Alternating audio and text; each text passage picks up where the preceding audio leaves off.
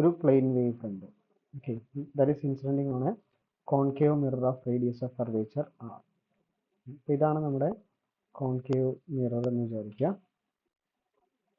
This is the concave mirror. ഇതിൻ്റെ optic സെൻറ്ററിലൂടെ pass ചെയ്യുന്ന അല്ലെങ്കിൽ പ്രിൻസിപ്പൽ ആക്സിസ് ആണ് നമ്മൾ കാണിച്ചിട്ടുള്ളത്.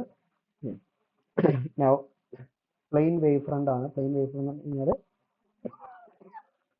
പാരലൽ റേസ് ആണ് വരുന്നത്. ഓക്കെ, ഈ പാരലൽ റേ, ഒരു പാരലൽ റേ ഇവിടെ വന്നു, starts to reflect. Parallel ray reflect ചെയ്ത് കഴിഞ്ഞാൽ ഇവിടെ ഇതിലൂടെ പാസ് ചെയ്യും, ഫോക്കസിലൂടെ പാസ് ചെയ്യും അല്ലേ. This is incident ray, this is the reflected. അതേപോലെ തന്നെ വേറൊരു പാരലൽ റേ കൂടെ നോക്കുക. Okay, first parallel ray reflect ചെയ്യാൻ തുടങ്ങിയ സമയത്ത് രണ്ടാമത്തെ പാരലൽ റേ അവിടെ എത്തിയിട്ടില്ല, റിഫ്ലക്ട് ചെയ്തിട്ടില്ല.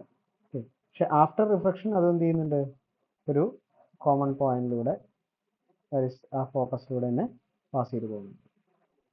നമ്മൾ ഇവിടെ നിന്ന് ഇപ്പോൾ വേറെ പാരലൽ റേ കൺസിഡർ ചെയ്യാം. അതും എന്തിലൂടെ തന്നെ പാസ് ചെയ്യും, ഈ ഫോക്കസിലൂടെ തന്നെ പാസ് ചെയ്യും. ഓക്കെ, അപ്പോൾ ഫോക്കസിലൂടെ പാസ് ചെയ്യുന്ന സമയത്ത് എല്ലാ റേസും, ഇപ്പോൾ ഇതിൽ നോക്കിക്കഴിഞ്ഞാൽ നമ്മൾ വരച്ചിട്ടുള്ള ഫസ്റ്റ് റേയും ലാസ്റ്റ് ഇപ്പോൾ വരച്ച റേയും, ഈ രണ്ട് റേയും ഒരേ സമയത്തായിരിക്കാം റിഫ്ലക്ട് ചെയ്യുന്നത്. കാരണം രണ്ടുപേരും ഏകദേശം ഒരേ സ്ഥലത്ത് വെച്ചിട്ടാണ് എന്ത് ചെയ്യുന്നത്, റിഫ്ലക്ട് ചെയ്യുന്നത്. പക്ഷേ നമ്മളിപ്പോൾ സെൻറ്ററിലൂടെ പോകുന്ന ഒരു റേ കൺസിഡർ ചെയ്യാമെന്ന് വിചാരിക്കാം, this one.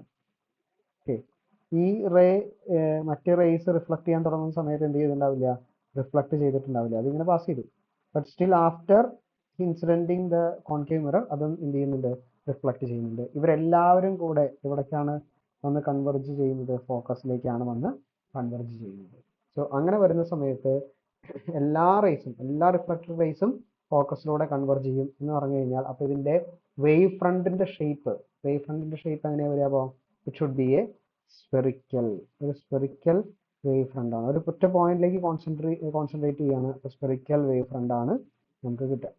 Incident wave front plane wave front ആണ്, പക്ഷേ റിഫ്ലക്റ്റഡ് വേവ് ഫ്രണ്ട് ഒരു സ്പെറിക്കൽ വേവ് ഫ്രണ്ട് ആണ്.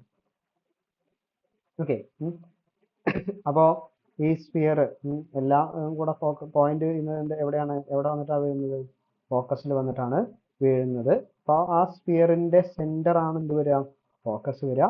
അങ്ങനെ വരുന്ന സമയത്ത് നമുക്കറിയാം ഫോക്കസ് എന്ന് പറയുന്നത് റേഡിയസ് ഓഫ് കർവേച്ചറിന്റെ ഹാഫ് ആണ്. അതുകൊണ്ട് തന്നെ റേഡിയസ് ഓഫ് റിഫ്ലക്റ്റഡ് വേവ് ഫ്രണ്ടിന്റെ റേഡിയസ് എന്താണെന്നാണ് ചോദിക്കുന്നത്. റിഫ്ലക്റ്റഡ് വേവ് ഫ്രണ്ട് റേഡിയസ് എന്ന് പറയുന്നത് അതിന്റെ ഫോക്കൽ ലെങ്ത് ആണ്. ഓക്കെ, റേഡിയസ് ഓഫ് നമ്മൾ r/2 എന്ന് എഴുതിയത് റേഡിയസ് എന്താണ്, radius of that spherical surface ആണ്. പക്ഷേ radius of reflected wave front എന്ന് പറഞ്ഞു കഴിഞ്ഞാൽ എഫ്, ഫോക്കസ് സെന്ററിൽ വരുന്ന രീതിയിലുള്ള വേവ് ഫ്രണ്ട് ആണ് വരിക. So radius of reflected wave front എന്ന് പറയുന്നത് ഫോക്കൽ ലെങ്ത് ആണ് വരിക, that is equal to r/2. Okay,